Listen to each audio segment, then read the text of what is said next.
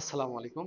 সবাইকে স্বাগতম জানাচ্ছি বিন্যাস ও সমাবেশের আরেকটি নতুন ক্লাসে, যেখানে আমরা বাস্তব জীবনের সমাবেশ এটা দেখব। প্রথম যে টপিকটা আমরা পড়বো সেটা হচ্ছে দল, টিম বা কমিটি গঠন সংক্রান্ত। দেখো, আমরা যখন একদম প্রথম দিকে ক্লাস নিয়েছিলাম আমি বলেছিলাম দল, টিম, কমিটি গঠন এরকম শব্দ পাইলে সেখানে সমাবেশ করতে হবে। কোনো ভাবনা চিন্তা বাদ আগে কি করতে হবে? সমাবেশ করতে হবে। মানে বিন্যাস নাকি সমাবেশ, এই কনফিউশনে পড়া যাবে না। আমরা দেখছি কেননা দল বা কমিটি গঠনের ক্ষেত্রে কি, ক্রিকেট দল গঠন করবো 16 জন থেকে 11 জন, তামিমকে আর সাকিবকে আমি দলে নিচ্ছি, এটাই মুখ্য বিষয়। তামিমকে আগে ডাক দিলাম, সাকিবকে একটু পরে ডাক দিলাম, এতে তো মন খারাপ হওয়ার কিছু নেই। একজনকে আগে ডাকবো, একজনকে পরে ডাকবো, সমস্যা। কিন্তু দুজনকে তো রেখেছি দলে। এইটা হচ্ছে ফ্যাক্ট। কে আগে আসলো কে পরে আসলো ফ্যাক্ট না, দলে থাকলো কিন্তু ফ্যাক্ট। তো দল, টিম বা কমিটি গঠন, তাহলে এটা হচ্ছে কি সমাবেশ বা বাছাই প্রক্রিয়া। দেখো, প্রথম প্রশ্নটা কি বলছে? চারজন ভদ্র মহিলা, 4 জন ভদ্র মহিলা এবং 10 জন ব্যক্তির মধ্য থেকে 5 জনের একটি কমিটি গঠন করা যেতে পারে। কতভাবে? যাতে অন্ততপক্ষে একজন ভদ্রমহিলা থাকবে। মানে আমার কয়েকজন ভদ্রমহিলা আছে, কয়েকজন ভদ্রপুরুষ আছে। আমাকে মিনিমাম 5 জনের একটা দল করতে হবে এবং দলে মিনিমাম একজন ভদ্রমহিলা রাখতেই হবে। আমি চাইলে ভদ্রপুরুষ রাখলাম না, এটা আমার আপত্তি নাই, কিন্তু ভদ্র মহিলা আমাকে একটা অন্তত পক্ষে রাখতেই হবে। আমি চাইলে 2টাও 3টাও 4টাও রাখতে পারি, কিন্তু আমাকে মিনিমাম একটা রাখতে হবে। ভদ্র মহিলা রাখলাম না, এটা করা যাবে না। তবে ভদ্রপুরুষ, এখানে আমার স্বাধীনতা আছে, আমি চাইলে রাখবো না, এটাও করতে পারি যদি করার সুযোগ থাকে বা প্রেক্ষাপট থাকে। দেখো, আমাদের আমরা প্রথমে কি করব? দেখো, আমরা প্রথমে একটা ছক করে ফেলি। দেখো, আমার হাতে ভদ্র মহিলা আছে কয়জন? 4 জন। তাহলে ভদ্র মহিলা আছে 4 জন। আমার হাতে ভদ্র পুরুষ আছে কয়জন? 10 জন। তাহলে ভদ্র পুরুষ 10 জন। তো এখন আমাকে কমিটি গঠন করতে হবে, আমাকে মিনিমাম একজন মহিলা রাখতে হবে এবং 5 জনের কমিটি হতে হবে। 5 জনের বেশি বা কমের কমিটি করতে পারবো না। তাহলে মিনিমাম 5 জন যেহেতু করতেই হবে, তাহলে খেয়াল করো, আমি 4টাই ভদ্র মহিলা নিলাম, ভদ্র পুরুষ মাত্র একটা নিলাম। কারো কোনো আপত্তি আছে? নাই।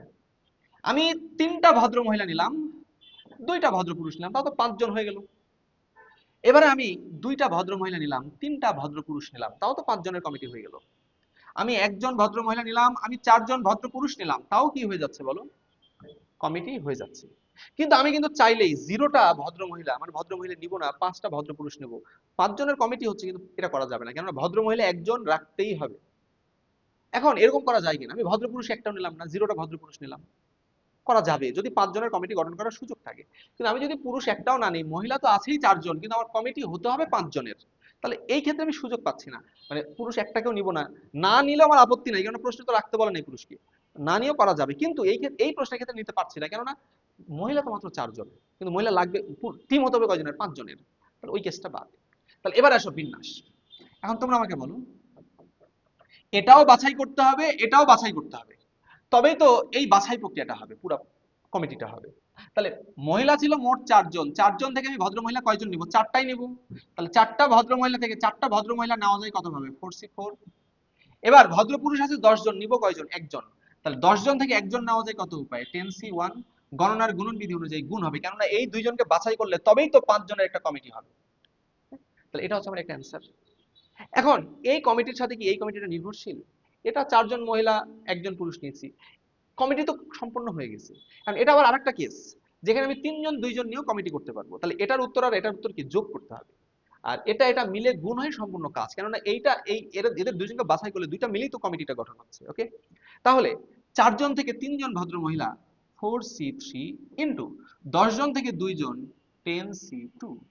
এবারে 4 জন থেকে 2 জন মহিলা 4C2 ইন্টু 10 জন থেকে 3 জন 10C3। একইভাবে 4 জন থেকে একজন 4C1, 10 জন থেকে 4 জন 10C4। এই কয়েকটা অ্যান্সার বের করবা, করে এগুলাকে কি করে দিবা? যোগ করে দিবা গণনার যোজন বিধি অনুযায়ী, তাহলে তুমি মোট অ্যান্সারটা পেয়ে যাবা। তাহলে কত আসে খেয়াল করো, তাহলে 246 উপায়, এটাই হবে আমাদের অ্যান্সার। তাহলে আমরা কি করলাম? আমরা ভদ্র মহিলা কিভাবে কিভাবে বাছাই করে 5 জনের কমিটি গঠন করতে পারি, প্রত্যেকটা কেস আলাদা আলাদাভাবে ভাবলাম, এবং প্রত্যেকটার কি করলাম? সমাবেশ সংখ্যা, এই যে গণনার গুণন বিধি অনুযায়ী 2টা মিলিত যেহেতু সম্পূর্ণ কাজ, গুণ করে আমরা বের করে ফেললাম।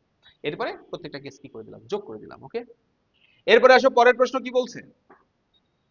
6 জন বিজ্ঞান ও 4 জন কলা বিভাগের ছাত্র থেকে 6 জনের একটি কমিটি গঠন করতে হবে। কয় জনের কমিটি? 6 জনের। যাতে বিজ্ঞানের ছাত্রদেরকে সংখ্যা গরিষ্ঠতা দিতে হবে, সংখ্যা গরিষ্ঠ দিতে হবে কাকে? বিজ্ঞানের ছাত্রদেরকে। তাহলে খেয়াল করো, খেয়াল করো বিজ্ঞানের ছাত্র কয়জন আছে? মোট 6 জন। তাহলে বিজ্ঞানের ছাত্র আছে 6 জন। কলার ছাত্র কয়জন? কলার ছাত্র আছে 4 জন। এখন আমার টিম হতে হবে কয়জনের? 6 জনের। 6 জনের। তবে সেই টিমে বিজ্ঞানের ছাত্র কলার থেকে বেশি থাকতে হবে। কলার ছাত্র বেশি হতে পারবে না, যে কলার 4 জন নিলাম, বিজ্ঞানের 2 জন নিলাম, 6 জনের তো টিম হলো, এটা হবে না। কারণ কলার থেকে বিজ্ঞানের ছাত্র কি থাকতে হবে? বেশি থাকতে হবে। তাহলে এটাকে তুমি এইভাবে ভাবো যে বিজ্ঞানের ছাত্র 6 জন, কলার 4 জন। আমার মন চাইলো আমি বিজ্ঞানের 6 জনকে নিলাম, কলার কাউকে নিলাম না। কোন আপত্তি আছে? আমাকে বলেছে দুই দুই গ্রুপের একজন মিনিমাম রাখতে হবে। বিজ্ঞানের সংখ্যাগরিষ্ঠ রাখতে বলেছে, বিজ্ঞানের সবাইকে নিয়েছে 6 জন। 6 জনের টিম তো হয়েছে, কলার কাউকে নিলাম না, বিজ্ঞান তো সংখ্যাগরিষ্ঠ। তাহলে এটা করা যাবে। এবারে আসো, বিজ্ঞানের 5 জনকে নিলাম, কলার 1 জনকে নিলাম। দেখো তো এটাও কি হলো না? 5 একে 6 জন, বিজ্ঞান কি সংখ্যাগরিষ্ঠ না? এবারে তুমি দেখো, বিজ্ঞানের 4 জনকে নাও, কলার 2 জনকে নাও, 4 দিয়ে 6 জনের টিম হয়েছে, বিজ্ঞান কি সংখ্যাগরিষ্ঠ না? এবারে বিজ্ঞানের 3 জন নাও, কলার 3 জন নাও, কিন্তু এটা করা যাবে না। 6 জনের টিম হচ্ছে, কিন্তু বিজ্ঞান আর কলা কি সমান সমান হয়ে যাচ্ছে? বিজ্ঞান কি আর সংখ্যাগরিষ্ঠ থাকছে? না, হচ্ছে না। তাহলে এই প্রত্যেকটা কেস, তাহলে এই কেসের সমাবেশ লিখবো, এই কেসের সমাবেশ, এই কেসের সমাবেশ, তিনটা কি করে দিব? যোগ করে দিব। তাহলে বলো এখন সমাবেশ কত হবে? খেয়াল করো, মোট 6 জন ছিল বিজ্ঞানের, 6 জন থেকে তুমি 6 জনকে বাছাই করবা। তাহলে কি হবে? 6C6 ইনটু 4 জন থেকে 0 জন বাছাই করবা, 4C0।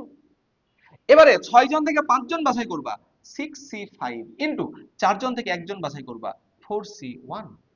এবারে 6 জন থেকে 4 জন বাছাই করবা, 6C4, 4 জন থেকে 2 জন, তাহলে 4C2। আশা করি বুঝছো। এবারে গণনার গুণবিধি অনুযায়ী গুণ করলাম, গুণ করে করে উত্তর লিখবা। এরপরে এই তিনটা কেস কি করবা? যোগ করবা। তাহলে চলো আমরা ক্যালকুলেশনটা করে ফেলি। এটাই হবে আমাদের অ্যান্সার। তাহলে কি করলাম? এই প্রত্যেকটা গণনার গুণবিধি অনুযায়ী গুণ করলাম, কারণ এই দুইটা বাছাই করলে তবেই তো এই কমিটিটা হবে। তাহলে এটা গুণন বিধি। এরপরে এই কেস, এই কেস, এই কেস কেউ কারোর উপর নির্ভরশীল না, কারণ প্রত্যেকটা উপায় কিন্তু পূর্ণাঙ্গ কমিটি গঠন হয়ে যাচ্ছে। তাহলে এই তিনটা কেস কি করে দিলাম আমরা? যোগ করে দিলাম। ঠিক আছে, আশা করছি সবাই এই পর্যন্ত বুঝতে পেরেছো।